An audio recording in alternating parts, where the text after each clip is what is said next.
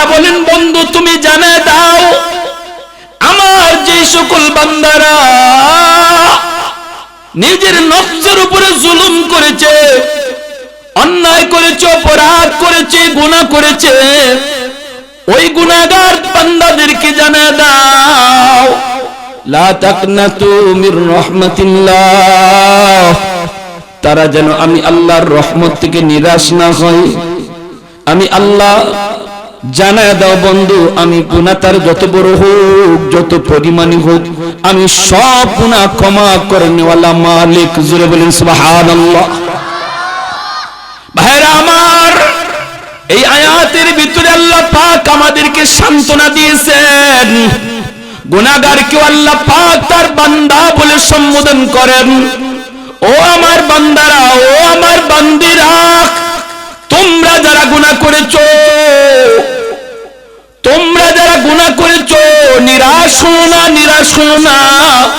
গুনাহ তোমার যত বড় হোক না কেন, গুনাহ তোমার যত বেশি হোক না কেন, আমি আল্লাহর রহমত থেকে নিরাশ হও না, কারণ তোমার গুনাহ যত বড় আমি আল্লাহর রহমত তত এর চেয়ে আরো বড়।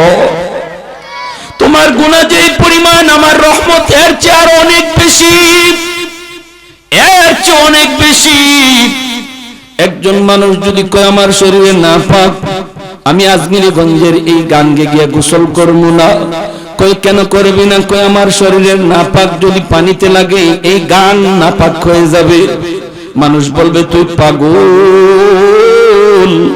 তোর নাপাকের দ্বারা গাঙ্গের পানি নাপাক হয় না, বরং গাঙ্গের পানি তোর নাপাককে পাক বানায় দেয়।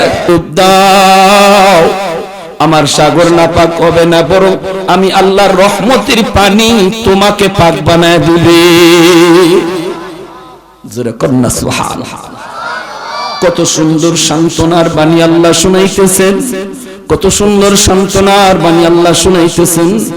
আল্লাহ কথা জানেন আমার বান্দা দুনিয়াতে চলতে যায় তার দ্বারা গুনাহ হয়ে যাবে, গুনাহ হয়ে যাবে। আমরা মানুষ, আমাদের দ্বারা গুনাহ হবে, গুনাহ হয়ে যাওয়াটাই স্বাভাবিক। চলতে গেলে আমাদের গায়ে যেমন ধুলাবালি লাগে, ধুলাবালি গায়ে থেকে ফেরানো যায় না। রাস্তায় নামলে আমার গায়ে ধুলা লাগবে, রাস্তায় নামলে আমার কাপড়ে ধুলা লাগবে, রাস্তায় নামলে আমার নাক দিয়ে ধুলা ঢুকবে। কেউ যদি কয় না না আমি রাস্তায় নামলেও আমার গায়ে ধুলাবালি লাগে না, বোঝা যাবে সে একটা পাগল, তার কথা মোটেও সত্য নয়।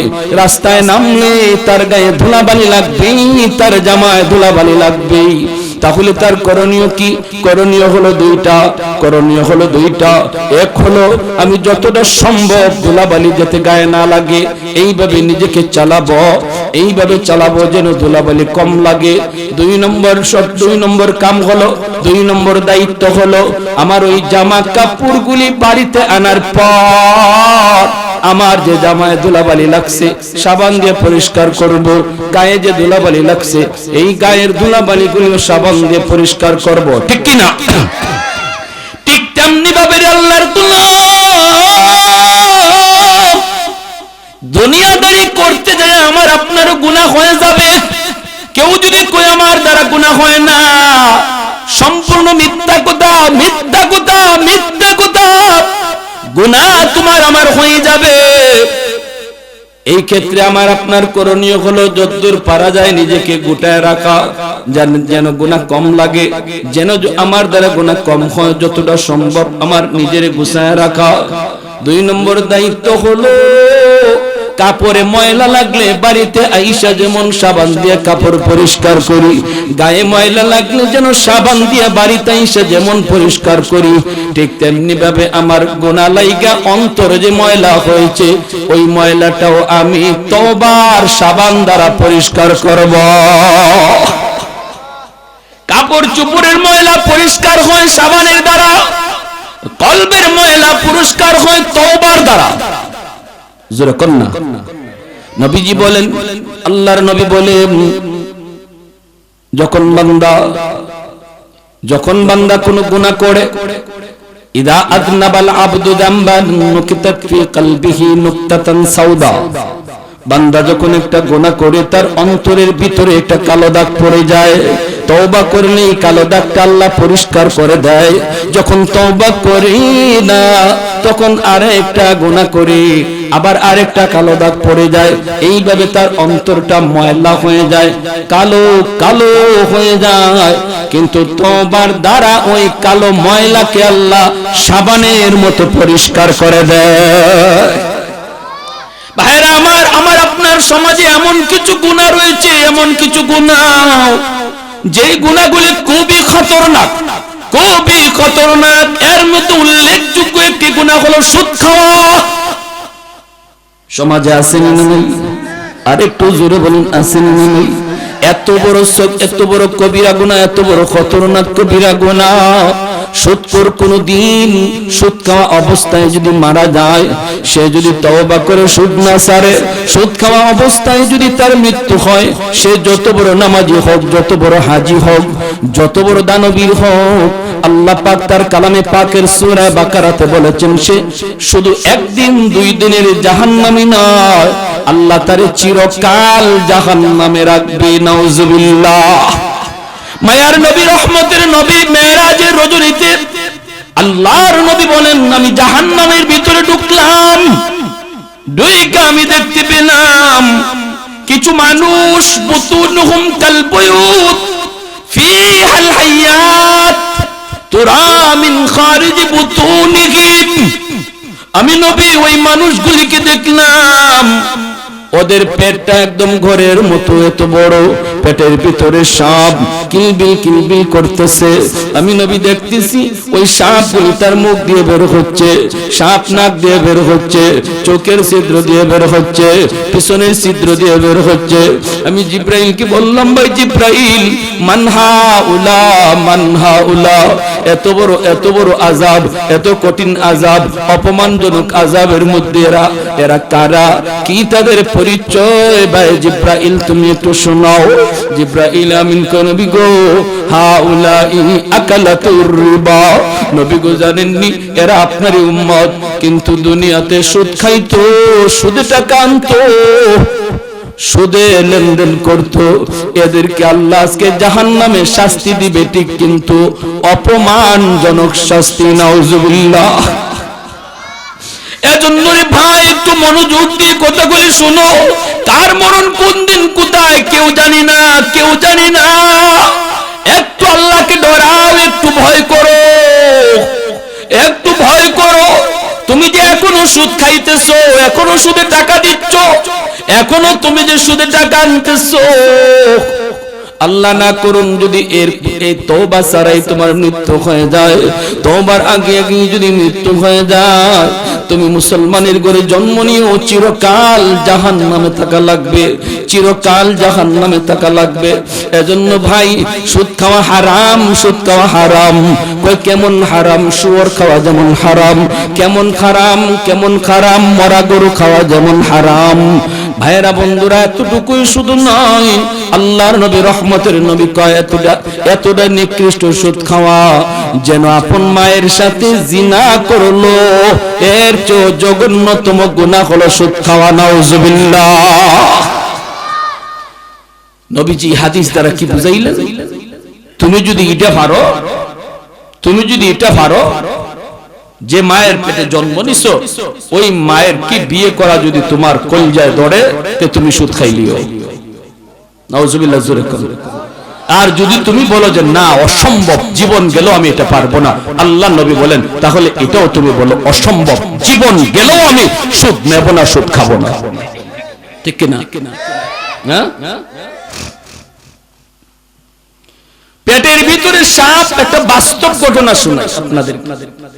আজকে কথাগুলা বলতেছি এজন্য, এই ভাই এগুলা এখন কোনো আওয়াজ না, এখন সরান,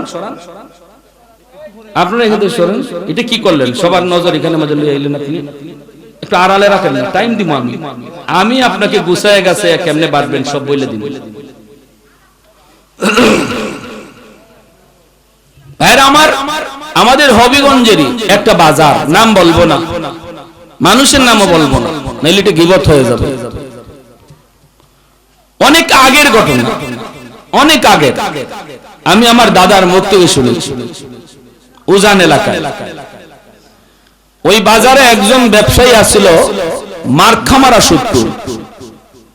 সুদ বুঝিনি আমরা, এটা বুঝে না এমন কেউ নাই, সবাই বুঝে। 10,000 দিয়ে কয় বা 15,000 দেওয়া লাগবে, 20,000 দিয়ে কয় 25,000 লাগবে। আমাদের সমাজে কিছু মানুষ আছে এখন কয় হুজুর আমি সুদ খাই না তো, কইতে তুমি যে টাকা দিয়ে 10,000 দিয়ে 20,000 নাও তিনটে কিতা নাও, কই এটা ইন্টারেস্ট নেই, ইন্টারেস্ট হে বলে ইন্টারেস্ট নেই, হে সুদ নেয় না, নাম বদলাইলিছে। আচ্ছা আপনারা কোন তো নাম বদলাইলে জিনিস বদলে? কালা কুত্তারে যদি কেউ কালা ছাগল করে জব করে লাই, কুত্তা কিতা ছাগল হইছে বলে এ বেটা তুই কুত্তা জব করস কিতা, খোদ কেডা খুঁজে কুত্তা, আমি দি দেখি ছাগল।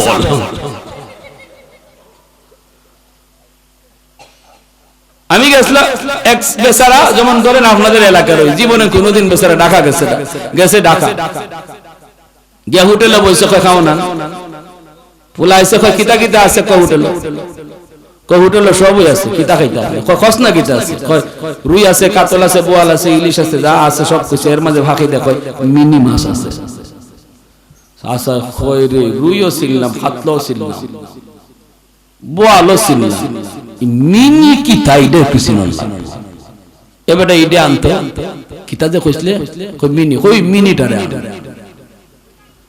মিনি মাছ আনলে বাতিল দার প্লেটের মাঝে যখন দিছে, তখন মুরব্বী মানুষ খালি মাছের পায় বড় বড় চৌকে চায়, এটা দিয়ে চিনি লাগে। আমি ভাবছি এমন মাছ খাইমু যেটা জীবনে দেখছিও না, চিনিও না, আইন যে দিলে এটা দিয়ে চিনি লাগে। আদে ধরছে ধরে এটার উল্টেছে, উল্টে ইন্না দিলে এদি বেদা লইছে কিতা বেদা ফুলার ডাকছে, ফুলাই দিগা দৌড়ে আইছে, হেমন হইছে কোন লাগিয়েছে আইসা কিতা চাচা কইছ না, বললাম যে সট্টা বাইরে দাঁত ফলাই দিতে কিতা আমি বেয়াদবি করলাম, বেয়াদবি করলে না মানে তোরে কইলাম মিনি আনতে তুই বেদা লইছে, কই চাচা বাড়ি কই বেয়াদব, আরেকবার বাড়ি জিগাস কিতা না বাড়িটা কই আপনি বাড়ি সিলেট, আপনি যে সিলেটে এটারে বেদা আর ঢাকা এটারে মিনি কয়, আচ্ছা এই নি খবর তখন বেদারে ধরছে, তুই কই কিতারে বেদা, তুই আমগো অভিগঞ্জ বেদা আসলে, আর ঢাকা সীমানা তুই মিনি হয়ে গেলে না। আচ্ছা এই যে বেদা ঢাকার সীমানা ঢুকে মিনি হইছে, মাছ কিতা বদলে গেছে, নাম তো বদলিছে, জিনিস বদলিছে।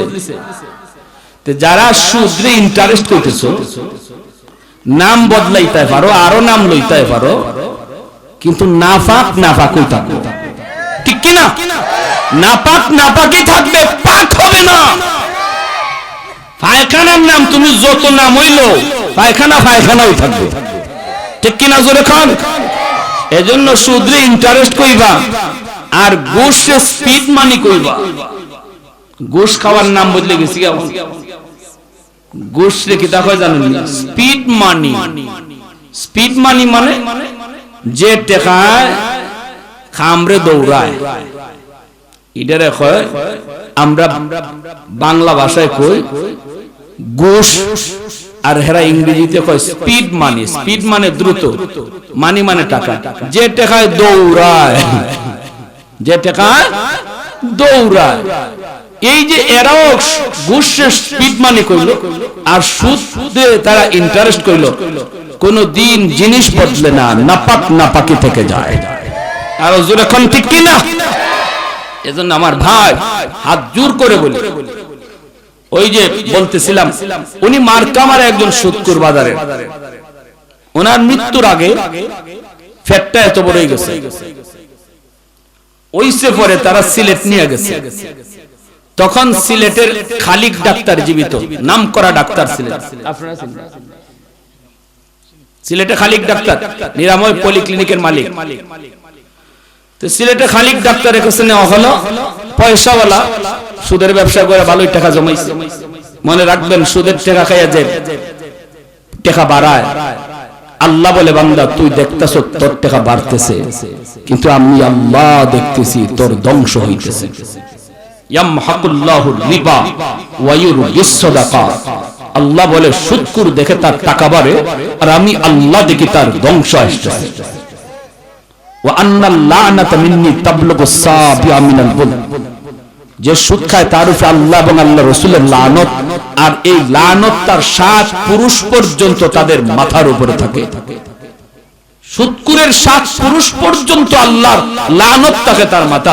এ আটতে গেলেও আল্লাহর লানত নিয়ে আটাত যায়, এ ঘুমাইতে গেলেও আল্লাহর লানত লইয়া ঘুমায়, এ খাইতে বসলেও আল্লাহর লানত লইয়া খায়।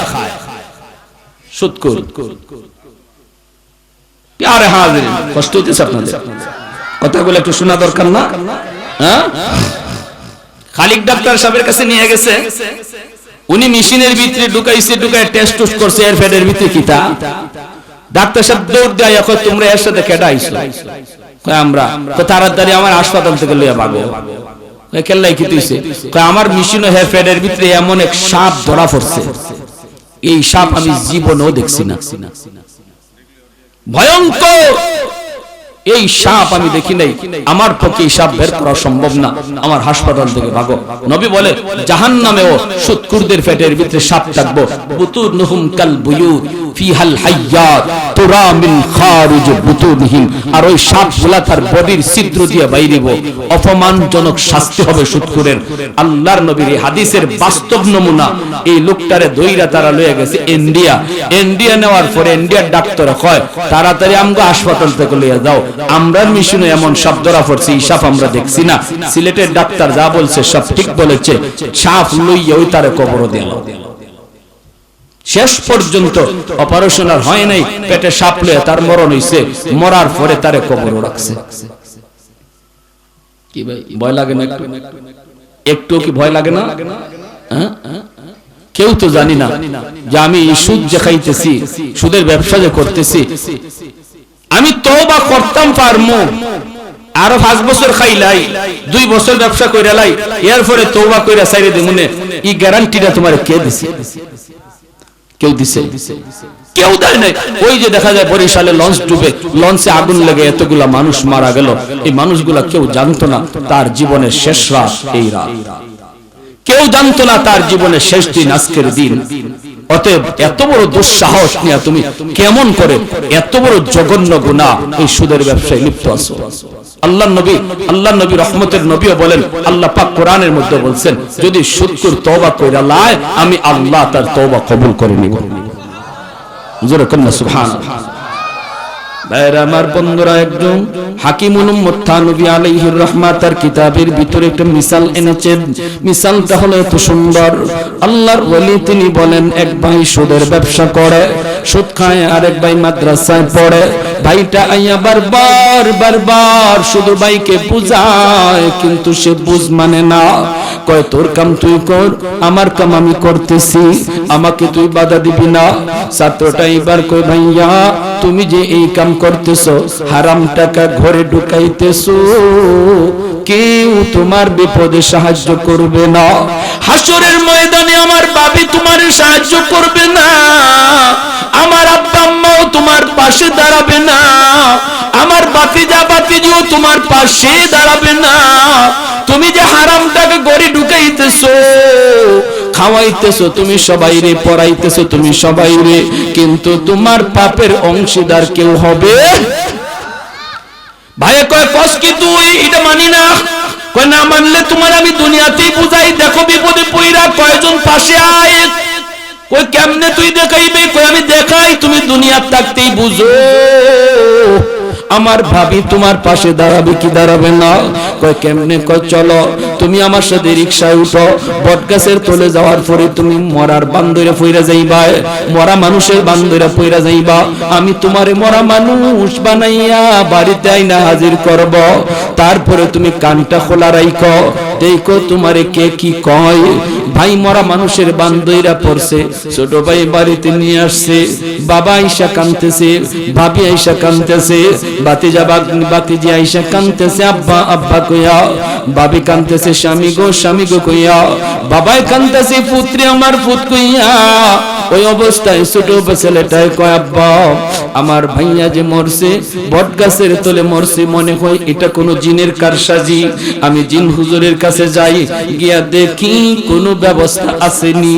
গেছে জিন হুজুরের কাছে, কি যাইতো জিন হুজুরের কাছে, হে নিজে ওই জিন হুজুর আইছে। আবার আইয়ে কয় আব্বা হুজুর একখান ফু শিখায় দিছে, ফু এই ফুটা যদি পাইয়ারে দেই পাইয়া জিন্দা হয়ে যাবে। বাপে কয় তেরে ফুদ দেরি খরচ করে লাগি, তাড়াতাড়ি ফুদ দে। কয় আব্বা তবে একটা শর্ত আছে। হুজুর একটা শর্ত লাগায় দিছে, এই ফুটা ভাইয়ার শরীরে দিলে পরে ভাইয়া 100% জিতা হইব, কিন্তু ভাইয়ার শরীরে দেওয়ার আগে একজন জিন্দা মানুষের শরীরে ফু দেওয়া লাগবে। ওই জিন্দা মানুষটা ফু খাইয়া মরতেও পারে, বাঁচতেও পারে। ও আব্বা আমার বাইরে জিতা করার লাগি তোমার শরীরে ফুটা দিমুনি। আমার ভাই কত শরীরের গাম পানি কইরা মানুষের গার ধাক্কা দিয়া দিয়া কেউরে বাইন্দা কেউরে বাড়ি দইরা আইনা সুদের টাকা আইনা তোমারে খাওয়াইছে, মারে খাওয়াইছে, বাইরে বাপিরে খাওয়াইছে, কতজন রে খাওয়াইছে। আমার ভাইয়ে তোমরা মজা মজা খাইছো, এই ভাইরে বাঁচানোর জন্য বাবা তোমার গায়ে ফুটা দিমুনি। তুমি মরতেও পারো বাঁচতেও পারো, তবে ভাইয়া যে বাঁচবো এটা 100%। এই কথা বলতে বাপে কয় রাত এর বউরে ডাক। কি দেখো এর বউরে ডাক। আর হ্যাঁ আস্তে করে কানের কাছে গিয়া কয় হুন্ন খালি। মরা বেটা কয় তুই দেখিস গরম পানি ছাড়িস না। কই দেখিস আবার বাকি দেখ কোনটা গরম পানি ঢাইলা দেয়। কডাই তো হইতো না, তুমি ডরাইও না। ডাক দিছে ভাবি, ভাবি গো টেনশন কইরো না, কান্দো না, আমার ভাই কিন্তু জিন্দা হইয়া যাইবো। আমি একটা ফুল লইয়াইছি, ফু জিন হুজুরে শিখাইয়া দিছে, এই ফুটা বাইয়ারে দিলেই বাইয়া জিন্দা হইয়া যাইব। ভাবি কয় বাইরে তোর ফাও ধরি তাড়াতাড়ি ফুটা দে। কয় ভাবি একটু পরে, এর আগে ফুটা একজন জিতা মানুষের শরীরে দেওয়া লাগবে। ওই জিতা মানুষ ফুকায়া মরতেও পারে বাঁচতেও পারে। ভাবি গো এরপরে বাইরে ফু দিলে ভাই 100% জিতা হইব। আব্বারে কইছিলাম আব্বা রাজি হন। জমানায় বর্তমান সময়ে তোমার সবচেয়ে প্রিয় বান্দা কেডা, সবচেয়ে বড় ওলি কেডা একটু দেখাই বাইনি। আল্লাহ কয় মুসা ওইরা জায়গায় যায় দাঁড়াও, দেখবা ওই পাশ থেকে একজন মানুষ আসতেছে পাহাড়ের দিকে। মুসা নবী বিকাল বেলা যাইয়া ওই জায়গায় তিনি দাঁড়ালেন। দেখেন ওই লোকটাই আসতেছে, যেই লোকটা বাচ্চা নিয়ে সকাল বেলা গেছিল। এইবার আল্লাহরে কয় মুসা নবী কয় আল্লাহ সকাল বেলা তুমি তারে কইলা সবচেয়ে বড় গুনাহগার, বিকাল বেলা তুমি তারে কইতেছো দুনিয়ার সবচেয়ে বড় পরহেজগার, সবচেয়ে বড় ওলি। এটা কেমনে হলো আমি কিছুই বুঝি নাই। আল্লাহ কইরে মুসা তাহলে শোনো, বাচ্চাটারে নিয়ে যখন পাহাড়ে গেছে, যাওয়া মাত্রই বাচ্চা কয় আব্বু আব্বু তুমি এখানে কেন আইছো? এই পাহাড় এর চেয়ে বড় কিছু আছে নাকি? কয় আছে বাবা। কি কয় সাগর? বাবা সাগরের চেয়ে বড় কিছু আছে নাকি দেখাইবা? কয় হ্যাঁ বাবা সাগরের চেয়ে বড় হলো আসমান। সন্তান কয় আব্বা আসমানের চেয়ে বড় কিছু আছে কিনা? তখন বাবা কয় রে বাবা আসমানের চেয়ে বেশি আর বড় হলো তোমার বাবার গুনাহ। বাবা তোমার জঙ্গলে নিয়ে আসছি পাহাড়ের উপরে আমার মালিকের কাছে তোমারে লইয়া তওবা করার জন্য। ও মালিক আমার শিশু মাসুম বাচ্চাটা নিয়ে হাজির হয়ে গেলাম। আল্লাহ তুমি আমার গুনাহগুলি মাফ করো। রব্বুল আলামিন কই মুসা তার তওবাটা আমি আল্লাহর কাছে এত ভালো লাগছে, এত ভালো লাগছে, মুহূর্তের ভিতরে আমি আল্লাহ তারে সবচেয়ে বড় গুনাহগারের নাম থেকে নাম কাইটা সবচেয়ে বড় ওলির খাতায় নাম লিখে দিছি। আরে কুজুর কন্যা সুবহানাল্লাহ। এজন্য রে ভাই মনে রাখবেন, তওবা করার সূরত কি কয়? তওবা করার সূরত হইল 1 নম্বর, আমি যে গুনাহ আছে এই গুনার জীবনে করব না, এটা হলো 1 নম্বর শর্ত। গুনাহটা ছাইরা দেওয়া, গুনাহটা ছাইরা দেওয়া, আমি যে গুনাহ আছে গুনাহটা ছাইরা দেওয়া। গুনাহ করা অবস্থায় তওবা করলে তওবা কাজে আসবে না, আগে গুনাহ থেকে তুমি মুক্ত হও। তারপরে 2 নম্বর হলো অনুতপ্ত হওয়া। আল্লাহ কেউ দেখে নাই, কেউ দেখে নাই, কিন্তু মালিক তুমি আমার সব গুনাহ দেখছো। বাবা দেখে নাই, মা দেখে নাই, 4 নাম্বার কেউ দেখে নাই, কিন্তু মালিক তুমি সব দেখছো। আল্লাহ সব কিছু দেখেনি না দেখে না? আর একটু জোরে কোন দেখেনি না দেখে না? দরজা বন্ধ কইরা আমি অপরাধ করলেও কেউ দেখে না দেখে কে? পানির নিচে গুনাহ করলেও কেউ দেখে না দেখে কে? হ্যাঁ, তিনি কে? আল্লাহ। 9 সুর চুরি করতে পারিস, হ্যাঁ, রাত বাজে 2টা, দেখে আরেক বেটা আইতাছে, একটু মুরব্বি টাইপের, এত রাত্রে মানুষ দিকে সুরে ডাক, দেখো তুমি কেডা? বেটা খুব বালা মানুষ, খালি বালা না, তাহাজ্জুদ গুজার, উঠছে তাহাজ্জুদের নামাজ পড়ব, এই অবস্থা সুরে কয় তুমি কেডা? মুরব্বি মানুষ কয় আমি তোমরার মতই, আমি তোমরার মতই। 9 সূরা কইরে তো ইও আমরার মতই সুর। কারণ যার দিলে যেটা ঠিক না, যার দিলে যেটা ঠিক না, হ্যাঁ, ওয়ারেন্টির আসামি যদি গরো ঘুমায়, গাছের পাতা পড়লেও হে দৌড় মারে, কিতাবে দৌড় দিলে তো পুলিশ আইছে, কেমনে বুঝলে? কই আওয়াজ দিয়ে করলো, দূর ওইটা গাছের পাতা পড়ছে, দূর আমি বুট জুতার আওয়াজ পাইছি, কারণ হের ভিতরে হইলো সবসময় পুলিশ পুলিশ, ঠিক কিনা? সুরো হল তো মনে করছে এত রাত্রে আইছে আর আমরা জিগাইছি, আমি তোমরার মতোই, তো এও সুরা হই। আর উনি যে কইছে আমি তোমরার মতোই, এটার অর্থ হইলো তোমরা যেমন আল্লাহর বান্দা আমিও আল্লাহর বান্দা। উনি উদ্দেশ্য নিছে এটা। নদীর ইফারে তাহাজ্জুদ পড়ার লাগে আল্লাহর ওলি ওযু করে শেষ হইছে, আর হিফারে সুরো হল তো সারা রাত চুরি করে আত্মুগ্ধ হয়। আল্লাহর ওলি মনে মনে কয় রে আমি ভাবছিলাম খালি আমি একাও তাহাজ্জুদ পড়ি, না তাহাজ্জুদ পড়ি না, লোক দিয়ে আরো আছে, ওই যে ওযু করতেছে। আর সূরা বলতে কয় বা ভাবছিলাম গেরাম আমরাও খালি সূরা, সূরা দিয়ে আরেকটা আছে, ওই খামইছিল। এরা সুর, এজন্য ভালো মানুষ সুর মনে করে, আর উনি ভালো মানুষ এজন্য এরারও ভালো মানুষ মনে করছে। তো সূরা কইতে আইও তুমি যদি আমরার মত ইও, তো লও একটা কাম করতাম আজকে, কইতে লও যাই কিদা হড়দা কয় অমুকের বাড়ি চুরি করতাম। এরা কইতে আচ্ছা কেমনে কিদা করো? কইতে এখন ডিউটি বাক কইরা লাই, চুরি করতে কার কোন কাম? এরা কয় তুই সিংকুর দে, আর একটা কয় তুই হি বাই যাইবি, তুই গিয়ে মাল ধরবে। আর তুমি যখন নতুন মানুষ আমার সাথে আইছো, তোমার একটা সুজা কাম দেই, বলে কিতা? কই তুমি বাঁশি রাখবাই আতো, এনেও বাঁশি, যেই দেখবে মালিকে দেখকে লাইছে মারবাই ফু, আর ফু মার তুই আমরা দিমু দৌড়। আচ্ছা তো বালা খাম দিছ আমার। সূরা বলতে ঘরে ঢুকছে, ঢুকে মাল টাল গুছায় বস্তা উস্তা বান্ধিয়া, বস্তা উস্তা বান্ধিয়া খালি বাইরে বার লাগি রওনা দিছে, এমনি হে বাঁশির মাঝে মারছে ফু, ফুট করে ফু মারতে, এটা সব মাল তুইয়ে দিছে দৌড়। গিয়া কয় যা একটা কাম করছো রে ভাই, আল্লাহ জানটা যে বাঁচাইছে। কইতে লো আরেকবার যাই, এসে আরেকবার গিয়া হামাইছে, হামাইয়া মাল টাল সব গাট্টি বান্ধিয়া খালি বাইরে বার নিয়ত লয়, এমনি হেফু মারে, এটা সব মাল তুই আবার আইছে দৌড়িয়া। আইয়া করে ভাই তুই একটা খামুই রে হুজুর রে ভাই, তুই যে আমরা বাঁচাইতে। 3 নম্বর বাড়িতে গেছে, গিয়েও একই সিস্টেম, মাল টাল বস্তা বন্ধা খালি বাইরে হে মারে ফু। এখন ইতা ঘটনা কিতা? এদি সব সময় একই টাইমে ফু মারে, আমরা খালি বাইরে বাড়লো এই সময় ফু মারে। হের একটু জিগানি দরকার, মালিকে গীতা আর দেখবার টাইম পায় না, আমরা ঢুকবার সময় দেখে না, 3বার ওই খালি মাল লইয়া বাইরে এই সময় মালিকে দেখে না। হের একটু জিগানি দরকার আছে, ডাক দেন সেই মিয়া দিগাও তুমি কেডা? কই খালাই কি দিছি, তো মালিকে গীতা এক টাইমে খালি দেখে, আমরা হামাইবার সময় দেখতে পারে না। তুমি আসলে করো না রাখি কয় রে ভাই, 3 বাড়ির মালিক একজন হয়ে আমরা গেলাম 3 বেটার বাড়ি, তুই হোস মালিক বলে একজন, কয় মালিক একজন।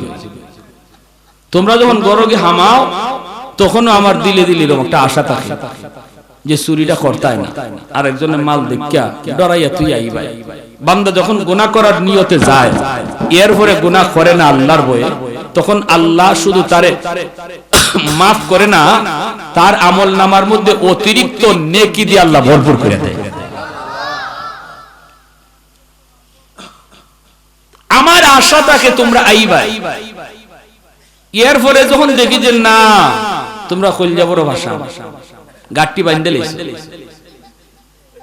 লইয়া আইবাই, তখন চিন্তা করলাম হাই রে আরেকজনের মালটা লই যেতেছে, আল্লাহ কি পরিমাণ বিপদে যে পড়বো। তখন তো আমি দেখতেছি তোমরা যে গাট্টি বাঁধতেছো তখনও একজন মালিকে দেখতেছে, তখন যে বাইরে দিতেছো তখনও দেখতেছে। আমি আগে কে লাগে ফু দেই না, কারণ আমার আশা ছিল যে মালিকে দেখলেও তোমরা চুরিটা করতাই না। যখন লইয়া আইতেছো তখন আমার ফু দেও নি লাগতেছে। কেডা মালিক? কয় মালিক হইল তোমার মালিক যিনি, আমার মালিক তিনি, কুল কায়নাতের মালিক আল্লাহ, তিনি সব হালতে আমারে দেখতেছেন, তোমারে দেখতেছেন। কয় ভাইরে আমরা এতটা চিন্তা করি নাই, আমরা তোমার হাত ধরে মাপ চাইলাম আর জীবনে ডাকাতি করতাম না। ভাইরা আমার, এজন্য বলতেছি একটু দিলটারে নরম করুন। 1 নাম্বার হলো গুনাহটা ছাড়ো, 2 নম্বর তপ্ত করো আল্লাহ আর জীবনে ইনাফরমানি করব না, আল্লাহ তুমি মাফ করো। 3 নম্বর হলো প্রতিজ্ঞা করতে আর জীবনে করতাম না। এরপরেও যদি কইরা লাও তবু আল্লাহ তোমার তওবা কবুল করবে। তুমি তওবা করার পরে যতবার গুনাহ করো ইচ্ছা কইরা না, তওবা করার সময় তোমার নিয়ত ছিল গুনাহ করব না, এরপরেও তুমি গুনাহ কইরা লাইছো, আল্লাহ এরপরেও তোমার তওবা কবুল করব। এরপরে আবার করছো, আবার আল্লাহ তওবা কবুল করব। এইভাবে সারা জীবনে যদি 1000 বারও তোমার তওবা হয় আল্লাহ তওবা কবুল করব, কারণ আল্লাহর নাম হলো তাওয়াব। তাওয়াব শব্দের অর্থই হলো অধিকবার যিনি তওবা কবুল করেন। জোরে কন্না সুবহানাল্লাহ। আল্লাহ ভালো করে জানে, আল্লাহ ভালো করে জানে আমার বান্দা তওবা করছে, এরপরে আবার গুনাহটা করব শয়তানের ধোঁকায় পইরা, তারপরেও আল্লাহ তার গুনাহ maaf করে। গুনাহ maaf করে কেমনে? মিসাল দিলে বুঝবেন। হাকিমুল উম্মত তার কিতাবে মিসাল দিয়েছেন, একজন মা ভালো করে জানে আমার শিশু বাচ্চারা যে এখন আগু দিছে এটাই তার শেষ আগু না, এরপরে আরো 10 বার আগবো, এরপরেও মা ফসায়া দেয়, এরপরেও মা পরিষ্কার করে দেয়। মা এই কথা কয় না, না এরপরে যখন আগু আবার দিবই তো হগল আগু একবারে পরিষ্কার করব না, এখন আর ফসায় লাভ নাই, একবারেই ফসাই মনে, এমন কথা কোনো মা কয় না, এমন কাজ কোনো মা করেও না, কারণ সন্তানের দরদ তার অন্তরে বেশি। আমার সন্তানের যেন বিন্দু পরিমাণ ময়লা তার গায়ে না লাগে, আবার আগু দিলে আগু দেও, আবার পরিষ্কার করবো, আবার আগু দিলে আগার দিবে, আবার পরিষ্কার করবো। আল্লাহর নবী কয় ওই মায়ের মহব্বতের চেয়ে বান্দার প্রতি আল্লাহর মহব্বত 90 গুণ বেশি। যেরকম সুবহানাল্লাহ। আরে হাজিরিন, এজন্য তওবাটা করার সময় এই নিয়ত করে আল্লাহ গুনাহ করতাম না, এটা পাক্কা ইরাদা থাকতে হইব। তওবার সময় যদি কও আচ্ছা কইরা লাইতে আরেকবার সুযোগ পেলে করব না, তে হইতো না, নিয়ত করতে হইব আমি করতাম না। এরপরেও যদি আরেকবার গুনাহ ওই জায়গা তওবা করলে আল্লাহ আবারও maaf করে দেবে। যেরকম না সুবহানাল্লাহ। আরে হাজিরিন, অতএব আমাদের নিরাশ হওয়ার কোনো দরকার আছে? নিরাশ হওয়ার দরকার আছে? ভাই তুমি যত বড় সুদ করিও, আজকে গরিবের ঘরেও সুদের টাকা ঢুকে গেছে, আজকে রিকশাওয়ালাও সুদের টাকা লাগাইলা, মহিলারাও সুদের টাকা লাগাইলা। সুদ করিল 4 দল। লানা রাসূলুল্লাহ সাল্লাল্লাহু আলাইহি ওয়াসাল্লাম আকিলার রিবা ওয়া মুকিলাহু ওয়া কাতিবাহু ওয়া শাহিদাইহি। নবী বলেন 4 দল সুদখোর, যে সুদ খাইলো, যে সুদ আনলো, যে সুদের সাক্ষী থাকলো, যে সুদের টাকা লেনদেন করলো, এই 4 দল সুদখোর, তাদের মাথার উপরে আল্লাহর লানত। নাউজুবিল্লাহ। তাহলে গরিব তোমার হাতে ধরে বলি সাবধান, সুদ করে গেছে টাকা আনতে যাইও না। কষ্ট হয়, কষ্ট হোক, দুনিয়ার কষ্টের চেয়ে জাহান্নামের কষ্ট কম না বেশি? জোরে কোন কম না বেশি? অনেক বেশি। অনেক বেশি। এজন্য দুনিয়ার কষ্টটাও একটু ধৈর্য ধরো, সবর করো, আল্লাহর কাছে চাও, আল্লাহ ব্যবস্থা করবে। তবু সুদখোরের কাছে গিয়ে সুদের টাকা আইনো না, কারণ সুদখোর সুদের টাকা দিয়া যেমন সুদখোর, তুমি সুদের টাকা আইনা তুমিও সুদখোর। তোমার মাথার উপর আল্লাহর লানত। রাসূল বলেন সাইরদল সমান গুনাহগার। যে সাক্ষী ছিল মাঝখানে বলে আমি সাক্ষী আছি 10,000 15,000 দিত, এও সুদখোর, এও সমান গুনাহগার, সমান। যে লেখালেখি করছে এও সমান গুনাহগার। এজন্য আমার ভাইয়েরা বন্ধুরা, সমাজ থেকে সুদ যদি উঠাইতে হয় তাহলে সামাজিক আন্দোলন করতে হবে। আমরা সুদখোরের সাথে কোনো লেনদেন করব না, সুদখোরের সাথে সামাজিকতাও রাখবো না, আমরা সুদখোরের বাড়িতে আমরা কোনো বিবাহ অনুষ্ঠানে যাব না। এই সামাজিক আন্দোলন যদি আপনারা যুবকদের দ্বারা এই আয়োজন করতে পারেন, আন্দোলন করতে পারেন, আশা করা যায় সমাজটা একটা আদর্শ সমাজ হয়ে যাবে। আর ধনী লোকরা আপনাদের কাছে অনুরোধ করে বলি, আপনারা গরিব বিপদে পড়লে একটু আপনারা সহযোগিতার হাত বাড়ায়েন, পারলে দান করেন, না পারলে তারে করজ দিয়েন। করজের মধ্যে দানের চেয়ে 18 গুণ বেশি সওয়াব। করজ দেওয়া দানের চেয়ে 18 গুণ বেশি সওয়াব। এক হাদিসে আছে ডাবল সওয়াব, আর এক হাদিসে আছে 18 গুণ সওয়াব। এজন্য আমরা ধনীরা যদি একটু সহযোগিতার হাত বাড়াই, যে বিপদে পড়ছে ভাই, ওই বিপদে পড়নেওয়ালা ভাইটা শত্রুর কাছে যাওয়া লাগবে না। আমরা পারবো না ইনশাআল্লাহ। একটা সামাজিক ফান্ডও করতে পারি, যুবকরা যদি উদ্যোগ নেয়, এলাকার মুরব্বীদের সহযোগিতায় একটা ফান্ড করতে পারি। আমরা কর্জে হাসানার ফান্ড, কর্জে হাসানার ফান্ড করতে পারি। এখানে মাঝে আমরা কিছু টাকা রাখতে পারি, যে টাকাটা এরকম জানাশোনা কোনো মানুষ বিপদে পড়ে গেছে, হে আবার দেলাইতে পারবো, এরকম অবস্থায় তারে আমরা বিপদের সময় সহযোগিতা করলাম করজ দিয়ে। এইভাবে আমরা করলে আশা করা যায় ইনশাআল্লাহ সমাজ থেকে সুদ উঠে যাবে। আল্লাহ সবাইকে আমল করার তৌফিক দান করুন। সবাই বলে আমিন, আর জোরে বলে আমিন। ওয়া আখির দাওয়ানা আনিল হামদুলিল্লাহি রাব্বিল আলামিন। আস্তাগফিরুল্লাহাল্লাযী লা ইলাহা ইল্লা হুয়াল হাইয়ুল কাইয়্যুম ওয়া আতুবু ইলাইহি। লা হাওলা ওয়া লা কুওয়াতা ইল্লা বিল্লাহিল আলিয়্যিল আযীম। সাল্লাল্লাহু আলান নাবিয়্যিল উম্মি, সাল্লাল্লাহু আলান নাবিয়্যিল উম্মি। আপনারা লাইন ধরেন, এই যে কাতার কাতার, একজনের কাঁধের সাথে আরেকজনের কাঁধ মিলাইয়া একটু ফাঁক ফাঁক করেন, ফাঁক ফাঁক করেন, লাইন লাইন। তাবারুক নিয়ে আসো, তাবারুক নিয়ে আসো, লাইন ধরেন।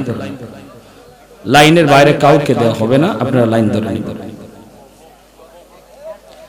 কথা না বলি, কেউ কথা বলবে না। আস্তাগফিরুল্লাহাল্লাযী লা ইলাহা ইল্লা হুয়াল হাইয়ুল কাইয়্যুম ওয়া আতুবু ইলাইহি। লা হাওলা ওয়া লা কুওয়াতা ইল্লা বিল্লাহিল আলিয়্যিল আযীম। আলহামদুলিল্লাহ, আলহামদুলিল্লাহিল্লাযী হাদানা লিহাযা ওয়া মা কুন্না লিনাহতাদিয়া লাউলা আন হাদানাল্লাহ। লাকাদ জাআত রুসুলু রাব্বিনা বিল হক। ربنا ظلمنا أنفسنا وإن لم تغفر لنا وترحمنا لنكونن من الخاسرين. رب ارحمهما كما ربيانا صغيرا. رب ارحمهما كما ربياني صغيرا. يا أرحم الراحمين يا راحم المساكين أسألك مسألة المسكين. أي الله কুদরতি নজরে একটু তাকা দেখো, গভীর রাত পর্যন্ত তোমার বান্দারা, পর্দার আড়ালে তোমার বান্দিরা বসে বসে তোমার কথা, তোমার হাবিবের কথাগুলি শুনতেছে গো মাওলা। আমলখানা যদি পছন্দনীয় হয়, এর উসিলায় আমাদের জীবনের তামাম গুনাহ খাতাগুলি মাফ করিয়া দাও মাওলা কারীম। জানি না তুমি কার মরণ কোথায় কিভাবে লিখে রাখছো। কত মানুষ ঘুমায় আর ঘুম থেকে উঠে না, কত যুবক ঘর থেকে বের হয় আর বাপ মার কাছে ফিরে না। আল্লাহ, আমরা কেউ জানি না কোথায় কার কিভাবে মরণ। খাঁটি দিলে তওবা করলাম, আমরা জীবনে আর নাফরমানি করব না, আর জীবনে নামাজ ছাড়বো না, আর জীবনে হারাম পথে চলবো না, আর জীবনে সুদ খাইবো না, সুদে লেনদেন করব না। আল্লাহ মেহেরবানি করে আমাদের প্রত্যেকের জীবনের সব গুনাহ খাতাগুলি মাফ করিয়া দাও। ও আল্লাহ, আমরা বুঝি নাই, না বুঝে বহু অন্যায় করে ফেলেছি গো মালিক। আল্লাহ, শয়তানের ধোঁকায় পড়ে বহু অন্যায় করে ফেলেছি গো আল্লাহ।